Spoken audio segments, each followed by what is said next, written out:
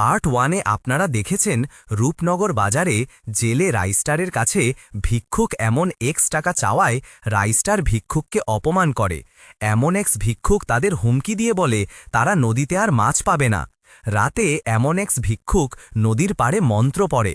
পরদিন থেকে ওই নদী থেকে জালে কোনো মাছ ধরা পড়ে না। যারা দেখেননি তারা পার্ট 1 দেখে আসেন। পার্ট 2, রাইস্টার, বিটুকে এবং টুংটুং শাহুর তারা মাছ না পেয়ে গ্রামের সবচেয়ে বুদ্ধিমান লোক টিপুলারের কাছে সবকিছু খুলে বলে। এই সব শুনে টিপুলার এমন এক্স ভিক্ষুকের বাড়িতে যায় এবং বলে, তুমি নদীতে কি করছো? নদী থেকে কোনো মাছ ধরা পড়ছে না। এমন এক্স ভিক্ষুক বলল, অপমান করার প্রতিশোধ নিছি। টিপুলার বলল, তুমি তাদের ক্ষমা করে দাও এবং তোমার মন্ত্র তুলে নাও। এমন এক্স বলল, মন্ত্র করতে জানি, কিন্তু কিভাবে মন্ত্র তুলে নেয় তা তো জানি না।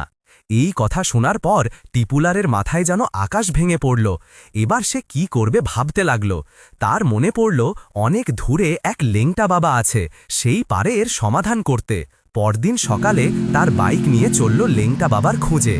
বন জঙ্গল নদীনালা পার হয়ে অবশেষে লেংটা বাবার আস্তানায় পৌঁছালো। টিপুলার লেংটা বাবাকে সবকিছু খুলে বলল। সবকিছু শুনে লেংটা বাবা একটা জাদুর মাছ দিল টিপুলারের হাতে এবং কি করতে হবে সেটাও বলে দিল। মাছটা নিয়ে টিপুলার গ্রামে চলে আসে। গ্রামের সকলকে নিয়ে নদীর পাড়ে দাঁড়িয়ে জাদু মাছ ছেড়ে দেয় নদীতে। সাথে সাথে নদীর পানিতে অনেক মাছ দেখা গেল। পরদিন থেকে নদীতে জেলে রাইস্টার, বিতুকে, টুংটুং শাহুর প্রচুর পরিমাণে মাছ পেতে লাগল। আর এমন এক্স ভিক্ষুককে গ্রাম থেকে তাড়িয়ে দেওয়া হলো।